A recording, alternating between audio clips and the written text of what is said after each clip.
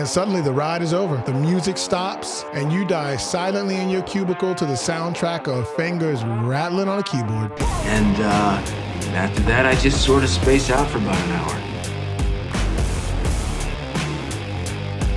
I just stare at my desk, but it looks like I'm working.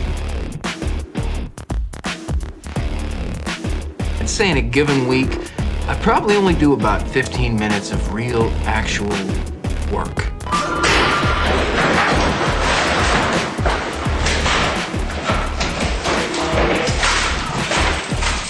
Now, if I work my ass off and Initech ships a few extra units, I don't see another dime. So where's the motivation? Who's coming with me? Who's coming with me? Welcome back to the channel, everybody. Today we are going to talk about exchanging years for a paycheck and the tragic death of Wells Fargo employee Denise Prudhomme and what we can learn from her untimely demise. Denise Prudhomme was 60 years old, and while not much is known about her just yet, what we do know is she died sometime after arriving to work on Friday at 7 a.m. on August 16th. That's when she clocked in, and she never clocked back out. New tonight, a Wells Fargo employee dies at her desk and no one bats an eye. Her boss had emailed her. He didn't receive a response, so they went to go check where she normally sits, and that's how they found the body. To hear that she's just been sitting at the desk, like, that would make me feel like sick, and that nobody did anything.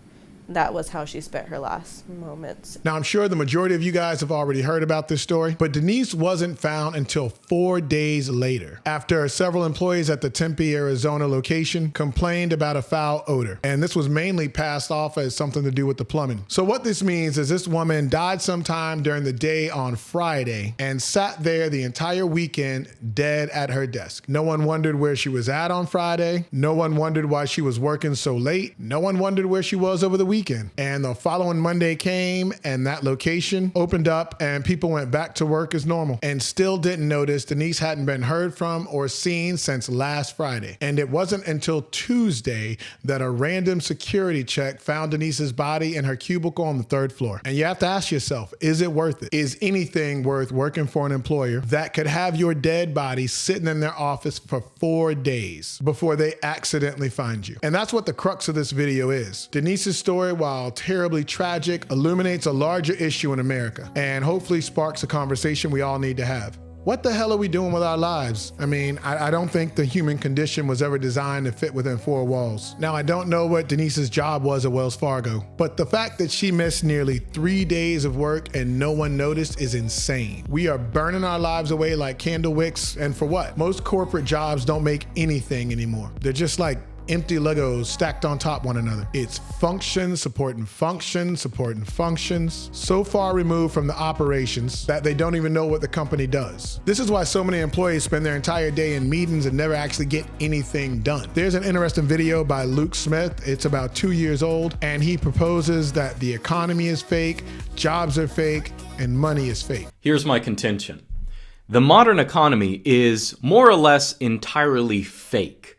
And while I don't know if I completely believe in what he's saying, he might be onto something. It's worth taking a look at, and I will leave a link in the description. Jeffrey Pfeffer, a professor of organizational behavior at Stanford University, published a book called Dying for a Paycheck, where he discusses how the workplace is literally killing people. But there is objectively much more prescribing of antidepressants and ADHD drugs and sleeping pills and all these other things, which are making the pharma companies rich, than there was 40 or 50 years ago. He proposes that it's time for the government and companies to lead the charge in making a change. If you treated horses like many companies treat employees, you would be in such trouble. You see, the problem isn't just the long and irregular work hours or the lack of vacation and sick time. He says it's the way America expects workers to work. True. 40 or 50 years ago, when you asked a CEO, particularly of a big company, how they saw their role, they would tell you that they saw their role as balancing the interests of employees, customers, shareholders, and the community. And as you know, we have moved from the theory of stakeholder capitalism to one of shareholder capitalism. It is all about the shareholders. It is all about share price. There's no real delineation between where work stops and life starts. See, it doesn't matter the time or the day.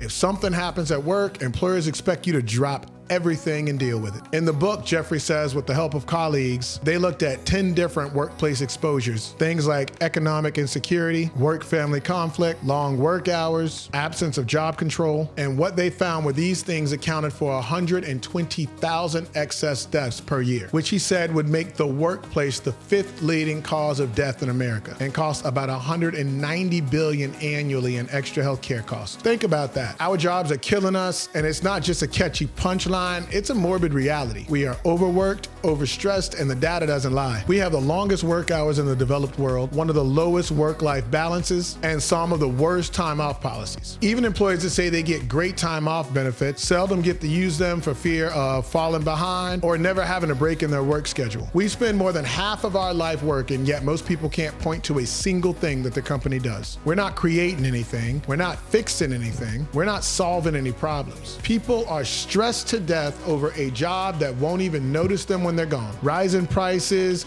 dwindling value, and the quest for the next new thing keep us all with our head down, charging full steam ahead into whatever our company throws at us. Insecurity is the fear that keeps us tied to a job that keeps us unhappy. So how can we fix this? Not just as a country, but individually. Most of the answers are telling us how to deal with stress or lower your stress, but never really dealing with the cause of that stress, which is jobs pretending like the world is gonna end, but wouldn't even miss us if we were gone. I'm sure every person that has worked in a big corporation has had that feeling where you have to get it done now. Like the fate of the company lies in your hands. If you don't do it, it's all gonna end. And at the same time, they could fire you today, and all those things that you were working on that you thought were super important, they would just brush off the table. I could go down the list of all the things they have to help people cope with America's rat race, like exercising more, or meditation, or anxiety prevention foods, and mindful abdominal breathing. But none of these things matter if your job still sucks. Find your happy. Collectively, that's what we all have to do. We've all been caught up in this idea that more money means more happiness because we need more stuff. And don't get me wrong, you need money to live, and more of it can oftentimes make that easier. I like a giant house just as much as the next guy, and someday I really want a private jet. PJ's a flat fee, so it actually makes sense because the more people that come along, the less that amortizes out to be. And if you get enough people, it's basically cheaper than a commercial flight, is what I've been telling myself. But as someone who left the corporate mush to do my own thing, I can tell you I absolutely love my job, and it's not work, it's who I am. So in reality, there is no line separating my job from my life. And even if it paid me less, there's no price you can put on waking up and being excited to get to work. But that is a story for another video. The point is, if you find something that makes you happy and also pays you well, then it's a win-win. But we have to stop prioritizing money over happiness, because money is just an accelerant. It doesn't create anything. If you're happy poor, you'll be happy rich. If you're miserable poor, you will be miserable rich. And I know what you're thinking, but money can only fix money problems. You don't know what other problems are hiding behind those money problems. Now I'm gonna let my poet writer brain let loose. So when I think about life, I often think about this line written in this movie Troy, which David Benioff wrote the screenplay for. You will note this is the same guy that probably ruined the Game of Thrones franchise on HBO. He writes this line in this script, and honestly, I'm not really sure if he wrote it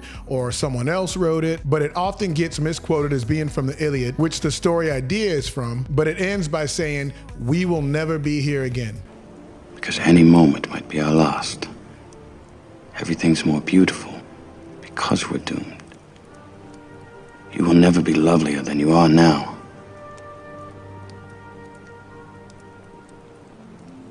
We will never be here again.